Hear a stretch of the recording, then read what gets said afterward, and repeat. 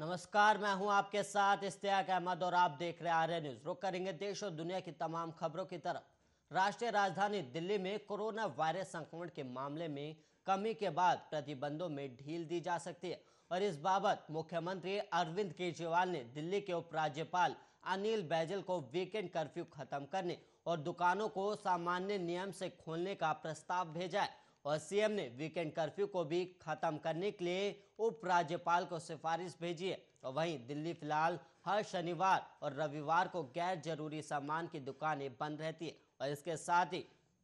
दुकानों को खोलने के लिए जारी ऑड इवन के नियमों को भी खत्म करने का प्रस्ताव भेजा गया है। और वहीं बीते दिनों कई व्यापारियों ने दिल्ली में ऑड इवन के नियम का विरोध भी किया था, जिसके बाद सीएम ने यह प्रस्ताव भेजा है और सीएम केजरीवाल द्वारा प्रस्ताव में कहा गया है कि निजी दफ्तर भी 50% लोगों की मौजूदगी में ही चलाए जा सकते हैं और सीएम ने प्रस्ताव ऐसे समय में भेजा है जब दिल्ली में कोरोना के मामले लगातार घट रहे हैं। और गौरतलब है कि गुरुवार को दिल्ली में संक्रमण के 12,306 नए मामले सामने आए थे और 43 लोगों की कोरोना के चलते मौत हुई। और वहीं बात करें पॉजिटिविटी रेट की, तो पॉजिटिविटी रेट 21.48% रह गई और बीते गुरुवार को दिल्ली में 28,867 नए मामले दर्ज किए गए थे और इसके बाद से नए मामलों की संख्या में गिरावट भी देखने को मिली और शुक्रवार को 24,383 और शनिवार को 20,718, रविवार को 18,286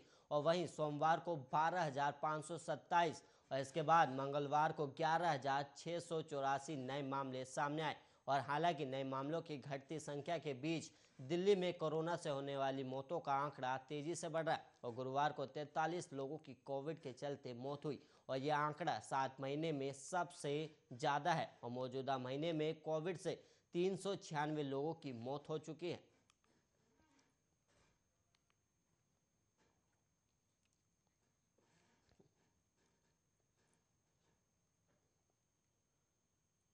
और वहीं बढ़ेंगे अगली खबर की ओर, जहां पर देश में जानलेवा कोरोना वायरस की तीसरी लहर के बीच पीएम मोदी एक बार फिर दुनिया के सबसे लोकप्रिय नेता चुने गए और America data intelligence firm the morning consult के सर्वे के मुताबिक प्रधानमंत्री नरेंद्र मोदी ने अप्रूवल रेटिंग में अमेरिकी राष्ट्रपति जो बाइडेन और ब्रिटिश प्रधानमंत्री बोरिस जॉनसन समेत दुनिया के 13 राष्ट्र प्रमुखों को पीछे छोड़ दिया है। और वहीं सर्वे में पीएम मोदी की अप्रूवल रेटिंग 71% है और 13 से 19 जनवरी के बीच कराए गए इस सर्वे में भारतीय प्रधानमंत्री दुनिया के कई राष्ट्रपतियों और प्रधानमंत्रियों से काफ़ी आगे और पीएम मोदी ने मैक्सिकन राष्ट्रपति आंद्रे मैनुअल लोपेज ओब्राडोर और इटली के प्रधानमंत्री Mario Draghi, German chancellor Olaf Scholz, अमेरिकी राष्ट्रपति जो बाइडेन समेत कई नेताओं को लोकप्रियता के ग्राफ में पीछे छोड़ दिया और इस बार के सर्वे में अमेरिकी राष्ट्रपति 6ठे नंबर पर और ब्रिटिश प्रधानमंत्री 13वें पोजीशन पर है। और इसके अलावा आपको बता दें कि अमेरिकी data intelligence firm the morning consult हर देश के वयस्कों के बीच सर्वे कर ये रैंकिंग तैयार करती है और नवंबर में कराए गए पिछले सर्वे में भी पीएम मोदी की लोकप्रियता सबसे ज़्यादा थी।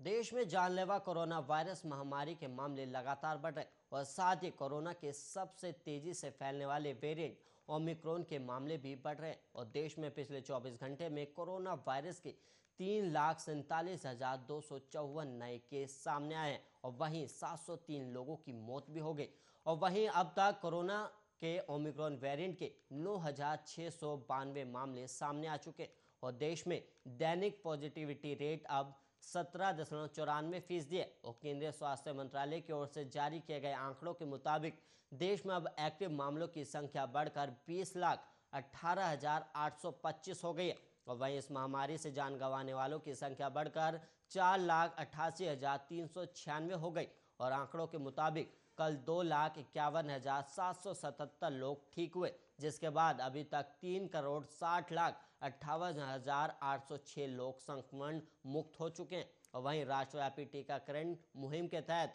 अभी तक कोरोना वायरस रोधी टीकों की 160 करोड़ से ज़्यादा खुराक भी दी जा चुकी है और कल 70,49,779 डोज दी गई, जिसके बाद अब तक वैक्सीन की 160 करोड़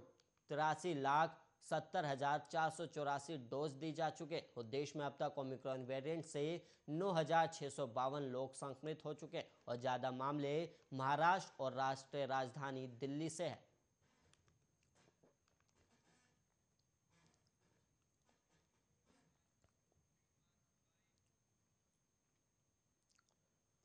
वहीं सुप्रीम कोर्ट ने पिता की संपत्ति पर बेटियों के अधिकार को लेकर एक अहम आदेश दिया और वहीं कोर्ट ने कहा कि संयुक्त परिवार में रह रहा कोई व्यक्ति अगर वसीयत किए बिना किसी की मौत हो जाती है तो उसकी संपत्ति पर उसकी बेटी का हक होगा और बेटी को अपने पिता के भाई के बेटों की तुलना में संपत्ति का हिस्सा देने में प्राथमिकता दी जाएगी। और कोर्ट ने यह भी कहा है कि इस तरह की व्यवस्था हिंदू उत्तराधिकारी कानून 1956 लागू होने से पहले हुए संपत्ति के बंटवारे पर भी लागू होगी। और इसके अलावा आपको बता दें कि तमिलनाडु के एक मामले का निपटारा करते हुए जस्टिस एस अब्दुल नज़ीर और कृष्ण मुरारी की बेंच ने ये 51 पन्ने का फैसला दिया और इस मामले में पिता की मृत्यु 1949 में हो गई थी और उन्होंने अपनी स्वअर्जित और बंटवारे में मिली संपत्ति की कोई वसीयत नहीं की थी और मद्रास हाईकोर्ट ने पिता के संयुक्त परिवार में रहने के चलते उनकी संपत्ति पर उनके भाई के बेटों को अधिकार दिया था और अब सुप्रीम कोर्ट ने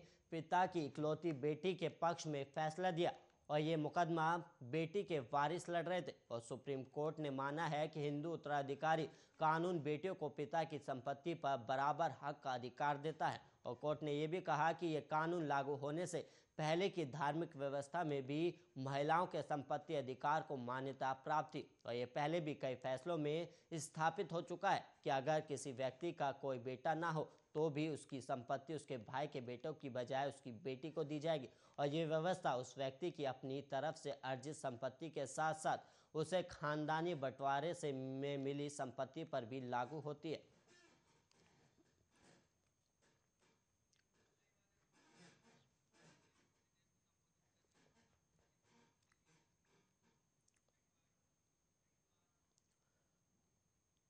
वहीं देश के प्रधानमंत्री नरेंद्र मोदी राष्ट्र को संबोधित कर रहे, क्या कुछ कह रहे हैं पीएम मोदी, आइए आपको सीधा ले चलते।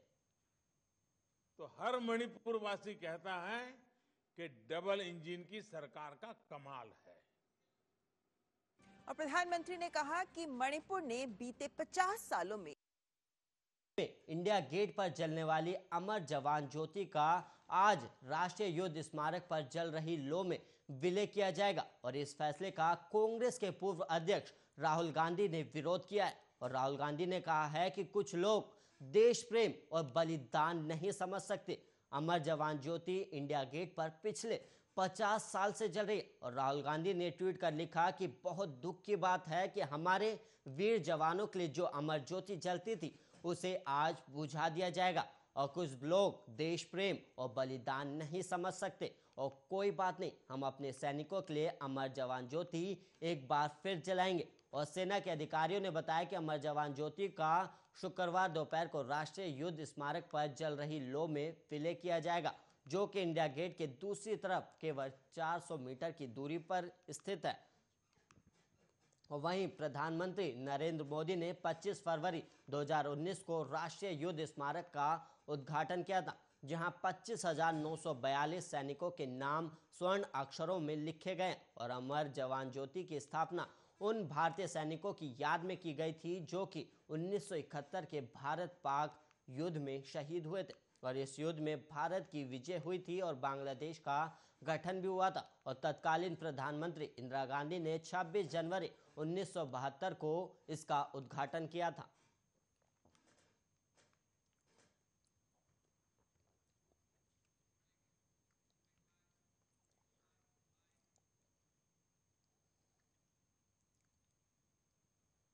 एक तरफ जहां कोरोना का बढ़ता संक्रमण पूरी दुनिया के लिए चिंता का विषय बनता जा रहा है, वहीं दूसरी तरफ आगरा में बीती रात मशहूर डांसर सपना चौधरी के डांस का कार्यक्रम हुआ और इस कार्यक्रम के दौरान कोरोना नियमों की जमकर धज्जियां उड़ी। दरअसल जानी मानी डांसर सपना चौधरी कल आगरा पहुंची थी और वहां उन्हें एक कार्यक्रम में अपना परफॉर्मेंस देना था और इसी दौरान सपना के कार्यक्रम को देखने सैकड़ों लोग पहुंचे और खुलेआम सोशल डिस्टेंसिंग की धज्जियां उड़ाई गई और कार्यक्रम में भीड़ इतनी बढ़ गई कि यहां कोरोना गाइडलाइन का पालन नहीं हुआ और वहीं दूसरी तरफ सपना का ये डांस प्रोग्राम पूरी रात चलता रहा और वहीं रिपोर्ट की माने तो कार्यक्रम में कई लोग बिना मास्क के भी नजर आ रहे थे। और इसके अलावा आपको बता दें कि जानी मानी Haryanvi dancer Sapna Chaudhary TV show Bigg Boss का हिस्सा भी रह चुकी हैं और आए दिन अपने डांस और वीडियोस को लेकर चर्चा में रहती है और उनके डांस को लोगों द्वारा काफी पसंद भी किया जाता है। शायद यही कारण है कि सपना को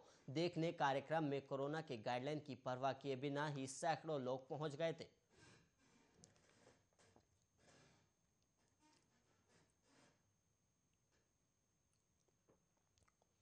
उत्तर प्रदेश विधानसभा चुनावों की वोटिंग से पहले बीजेपी का दामन थामने वाली समाजवादी पार्टी के संस्थापक मुलायम सिंह यादव की बहू अपर्णा यादव की एक तस्वीर तेजी से वायरल हो रही है और इस तस्वीर में अपर्णा अपने ससुर मुलायम सिंह यादव का आशीर्वाद ले रहे और अपर्णा के बीजेपी में शामिल होने के बाद पूर्व मुख्यमंत्री अखिलेश यादव ने कहा था कि नेताजी ने अपर्णा जी को समझाने की बहुत कोशिश की थी और साल 2017 के पिछले विधानसभा चुनाव में लखनऊ कैंट से बीजेपी नेता रीता बहुगुणा जोशी के हाथों पराजय कर सामना कर चुकी अपर्णा यादव के भगवा दल में शामिल होने से पार्टी को सपा के आंतरिक मतभेदों के मुद्दे पर पूर्व मुख्यमंत्री अखिलेश यादव को घेरने का मौका और मुद्दा मिल गया है और बीजेपी में शामिल होने के बाद अपर्णा यादव ने कहा था कि मैं हमेशा से प्रधानमंत्री से प्रभावित रही हूं और मेरे चिंतन में हमेशा राष्ट्र सबसे पहले और राष्ट्र धर्म मेरे लिए सबसे ज़्यादा जरूरी है और मैं बस यही बोलना चाहता हूं कि अब मैं राष्ट्र की आराधना करने निकली हूं। और सूबे के उप मुख्यमंत्री केशव प्रसाद मौर्य ने इस मौके पर कहा कि अखिलेश यादव अपने ही परिवार में ही असफल रहे और इसके अलावा आपको बता दें कि 5 राज्यों के विधानसभा चुनावों के मद्देनजर बीजेपी में विभिन्न नेताओं के शामिल होने का सिलसिला जारी है। गोवा, पंजाब और मणिपुर में भी चुनाव है और पंजाब को छोड़कर शेष सभी 4 राज्यों में बीजेपी की सरकारें हैं।